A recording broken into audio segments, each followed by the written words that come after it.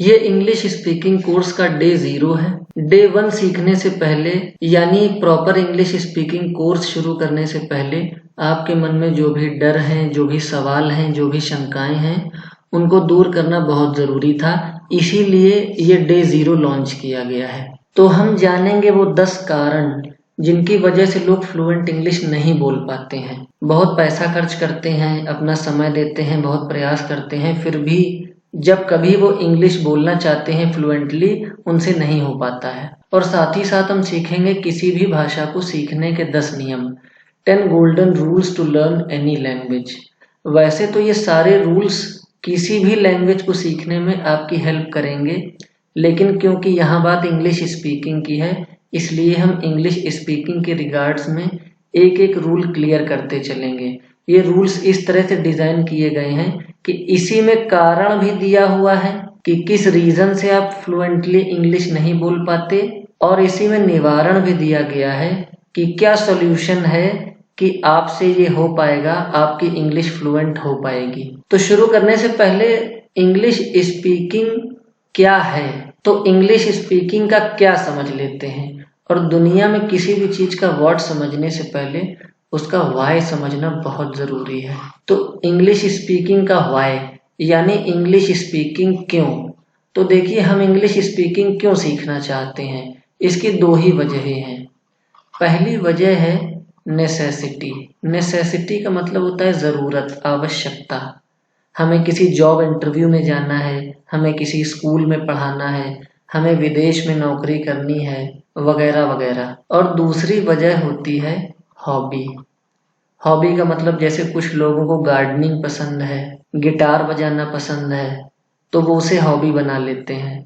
इसी तरह से लोग किसी भी भाषा को सीखने को या इंग्लिश स्पीकिंग को ही अपनी हॉबी बना लेते हैं। तो दोनों में से कोई एक वजह तो होना बहुत ज़रूरी है, और अगर आप दोनों वजह लेकर के चलेंगे तो आप और भी बेहतर तरीके से इंग्लिश सीख पाएंगे। अब इंग्लिश स्पीकिंग का वर्ड समझते हैं कि इंग्लिश स्पीकिंग में करना क्या है। तो देखिए, पहली बात तो लोगों ने हवा बना रखा है कि इंग्लिश स्पीकिंग बहुत कठिन है, बहुत ही स्पेशल लैंग्वेज है, सिर्फ स्पेशल लोग ही सिखा सकते हैं, और सिर्फ स्पेशल लोग ही इसे सीख भी पाएंगे, हर किसी के बस की बात नहीं है। तो ये सारी बातें एकदम गलत हैं, बिल्कुल झूठ है। क्यों झूठ है? अगर ऐसा सच होता तो इंग्लैंड और अमेरिका में जो ग्रामीण लोग रहते हैं, वहां पर भी तो गांव है, वहां पर भी तो अनपढ़ लोग हैं। तो इंग्लैंड और अमेरिका के जो गरीब लोग हैं, ग्रामीण लोग हैं, मजदूर वर्ग है, वो भी तो फ्लुएंट इंग्लिश बोलता है, जिन्हें अपना नाम भी लिखना नहीं आता। तो ये पॉइंट तो मैं सिरे से खारिज करता हूं कि इंग्लिश स्पीकिंग सब कोई नहीं सीख सकता। ये बिल्कुल गलत है।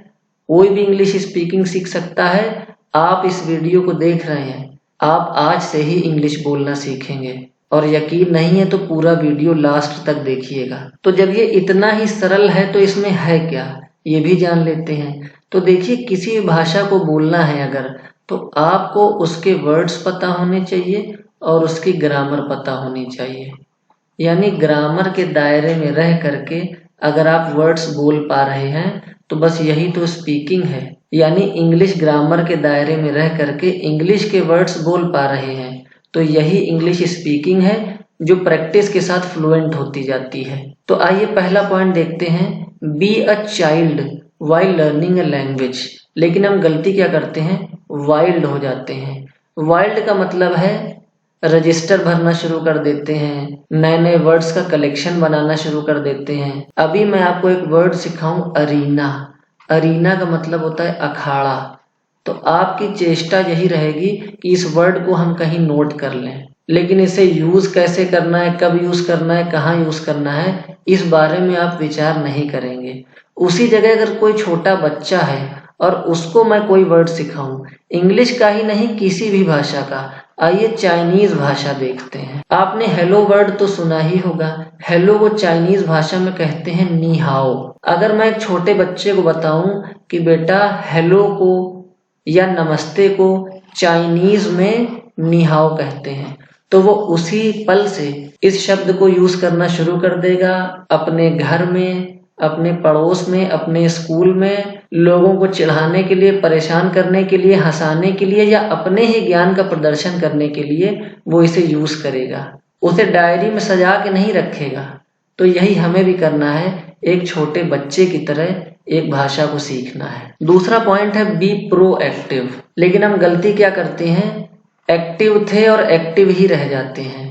एक्टिव और प्रोएक्टिव में बड़ा अंतर है। अभी हम आपको एक एग्जाम्पल से समझाते हैं। जो लोग इस वीडियो को देख रहे हैं और इसे पसंद भी कर रहे हैं, तो उसमें दो कैटेगरी के लोग हैं, एक एक्टिव, एक प्रोएक्टिव। जिन एक्टिव लोगों को ये वीडियो पसंद आ रहा है, उनकी प्रतिक्रिया इस वीडियो के बाद कुछ इस तरह से होगी, वीडियो अच्छा था, अगले वीडियो का इंतजार रहेगा, मुझे लगता है कि अब मुझे इंग्लिश स्पीकिंग आ जाएगी। लेकिन वहीं पर जो प्रोएक्टिव लोग हैं, अगर उन्हें ये वीडियो पसंद आया है, तो इस वीडियो के बाद उनका रिएक्शन कैसा होगा जरा सुनिएगा। The video was good, I am waiting for the next video, I think I can speak English fluently now. तो आपने देखा कि जो प्रोएक्टिव है वो एक्टिव बंदे से हमेशा 4 कदम आगे रहता है। तीसरा पॉइंट है फील द कंसेप्ट्स। लेकिन हम गलती क्या करते हैं, कॉन्सेप्ट्स को दिमाग में फीड कराने लगते हैं। तो ये कोई फिजिक्स, केमिस्ट्री, मैथमेटिक्स नहीं है या रिटन प्रिपरेशन वाली इंग्लिश नहीं है, ये इंग्लिश स्पीकिंग है।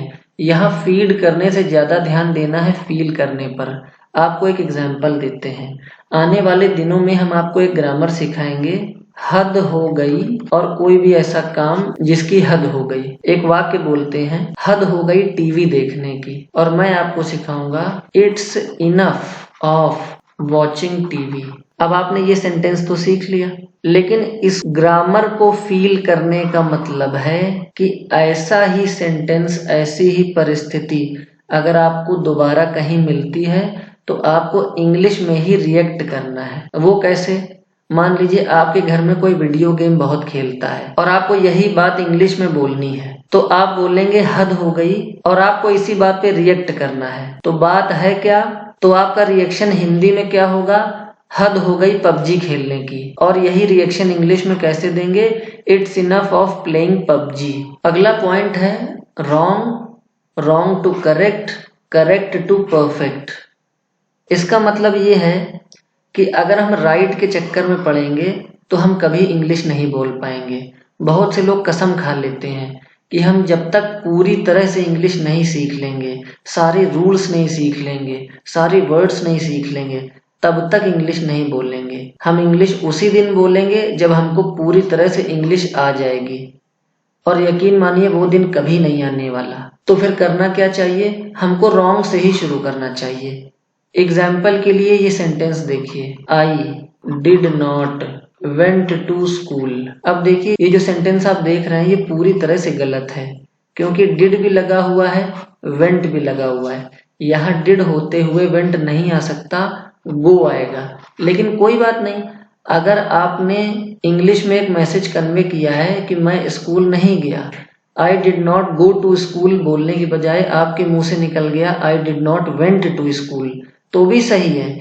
इंग्लिश स्पीकिंग हमें इतनी छूट देती है कि हम चीजों को रॉन्ग बोलें, उसके बाद उन्हें रियलाइज करें कि रॉन्ग क्या था और उसे करेक्ट करें, और वो करेक्ट ही एक दिन परफेक्ट बन जाता है। अगला पॉइंट है डोंट ट्रांसलेट। डोंट ट्रांसलेट यानी अनुवाद नहीं करना है। अनुवाद करने पर कभी कभी अनर्थ भी हो जाता है। जैसे एक वाक्य है हिंदी का, मैंने सड़क पर गोलियां चलते देखा। अब इसे इंग्लिश में अगर अनुवाद करने के पीछे पड़ जाएंगे तो अनुवाद होगा I saw bullets walking on the road. जो कोई भी ये सेंटेंस सुनेगा वो पहले जी भर के हंसेगा कि बुलेट्स ठुमक ठुमक के सड़क पे चल रही थी। तो ये अर्थ का अनर्थ हुआ ना, वो इसलिए क्योंकि हम अनुवाद के पीछे पड़ गए। यूपी बोर्ड के और हिंदी मीडियम के बच्चे ये गलतियां बहुत करते हैं। तो इसका उपाय कुछ गुरुजी सुझाते हैं कि भाई डोंट ट्रांसलेट यानी ट्रांसलेट मत करो, लेकिन इंग्लिश में सोचो। लेकिन ये भी नहीं करना है, रूल में लिखा हुआ है डोंट इवन थिंक, क्योंकि अगर हम अपने दिमाग को जबरदस्ती आदेश देंगे कि इंग्लिश में ही थिंक करो तो वो सोचना ही बंद कर देगा। तो फिर इसका उपाय क्या है? Just imagine. अपनी पूरी शक्ति के साथ हमको केवल इमेजिन करना है, और हमने बचपन से लेके आज तक जितनी भी इंग्लिश सीखी है उसमें से जो सही वर्ड्स हैं सही ग्रामर के साथ, वो हमारे मुंह से खुद ब खुद निकलेंगे। ऐसा कैसे पॉसिबल है? तो जरा इसके जवाब में देख लीजिए। अगर किसी बच्चे को इसका जवाब देना है और वो अपनी पूरी शक्ति अगर इमेजिनेशन में लगा दे तो वो बोलेगा आई, वो बोलेगा सॉ, और उसने सुन रखा है गन। अपने जीवन में कभी न कभी उसने गन सुना है, अपने जीवन में कभी न कभी उसने फायर सुना है, ऑन द रोड। तो ये पूरा सेंटेंस इमेजिनेशन के बल पे बना है, I saw gun fire on the road. ये पूरी तरह से सही नहीं है, इससे भी बेटर सेंटेंसेस हैं, I saw gun shots on the road. लेकिन पहले वाले सेंटेंस के कंपैरिजन में तो ठीक ही है, और यही तो इंग्लिश स्पीकिंग है कि हम बस इम्प्रूवमेंट करते चले जाएं। आइंस्टीन ने इससे भी बेहतरीन एक थॉट बताया है, और वो थॉट है imagination is more powerful than knowledge. कल्पना ज्यादा ताकतवर है ज्ञान की अपेक्षा। यानी ज्ञान नहीं है तो भी चलेगा, लेकिन अगर कल्पना शक्ति नहीं है तो काम बिल्कुल नहीं चलेगा। अगला पॉइंट है subconscious mind should run in that language. देखिए, दिमाग के दो हिस्से होते हैं, एक होता है कॉन्शियस माइंड यानी चेतन मस्तिष्क, और एक होता है सबकॉन्शियस माइंड यानी अवचेतन मस्तिष्क। सबकॉन्शियस माइंड को एक तरह से हम कॉन्शियस माइंड का बैकग्राउंड म्यूजिक मान सकते हैं। यानी जो भी काम हम कॉन्शियस माइंड से कर रहे होते हैं, अपने पूरे होशो हवास में कर रहे होते हैं, उसके पीछे बैकग्राउंड में कुछ ना कुछ चल रहा होता है। वो बैकग्राउंड म्यूजिक ही हमारी हेल्प करता है अपने काम को करने में। वो बैकग्राउंड एक्टिविटी ही हमारी हेल्प करती है उस काम को करने में जो हम होशो हवास में कर रहे होते हैं। तो अगर हमारा सबकॉन्शियस माइंड इंग्लिश लैंग्वेज में ही रन हो रहा है तो हमारे पास मैटर की कमी नहीं होने पाएगी और हम कॉन्शियसली इंग्लिश बोलते चले जाएंगे। अगला पॉइंट है नो जेस्चर्स नो रियलिटी।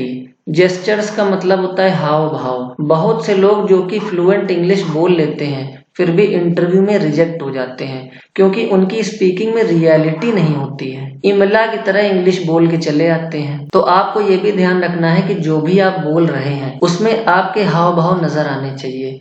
अगर आप बोल रहे हैं आई एम हैप्पी तो आपके चेहरे से दिखना चाहिए, हाव भाव आपके दिखने चाहिए। अगर आप बोल रहे हैं आई एम कंफ्यूज्ड तो आपके चेहरे से दिखना चाहिए कि आप कंफ्यूज्ड हैं। नेक्स्ट पॉइंट है माइंड योर प्रोनंसिएशन। प्रोनंसिएशन का मतलब होता है उच्चारण। अब आप देखिए जो उच्चारण शब्द है वो प्रोनंसिएशन है, लेकिन ये बना है प्रोनाउंस से। प्रोनाउंस एक वर्ब है, इसका मतलब होता है उच्चारण करना, और प्रोनंसिएशन एक नाउन है जिसका अर्थ होता है उच्चारण। तो प्रोनाउंस में देखिए नाउन दिख रहा है, प्रोनाउंस है, लेकिन अब इसको हम प्रोनाउंसिएशन नहीं कह सकते, इसको हमें प्रोनंसिएशन ही कहना होगा।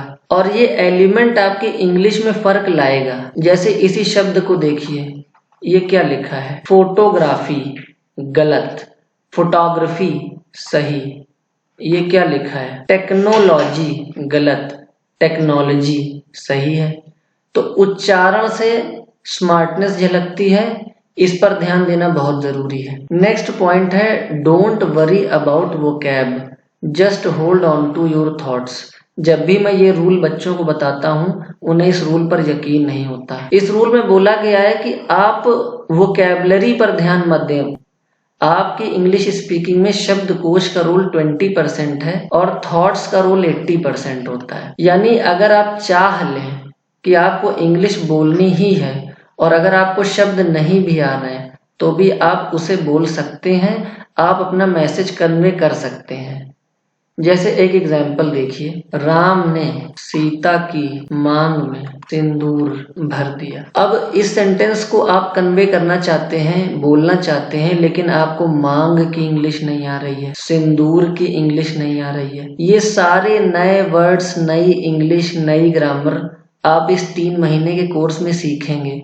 लेकिन अभी आज की बात करते हैं, आपको ये नहीं आ रहा है और मैंने आपसे बोला है कि आज से बल्कि अभी से इंग्लिश बोलना शुरू कर दो, तो आप इस सेंटेंस का क्या करेंगे? क्या गिव अप कर देंगे कि नहीं आता है बाद में बनाएंगे? ऐसा नहीं है। इस रूल में बताया गया है डोंट वरी अबाउट वोकैब, शब्द पर ध्यान मत दें, just hold on to your thoughts, सिर्फ अपने विचार को जकड़ कर रखें।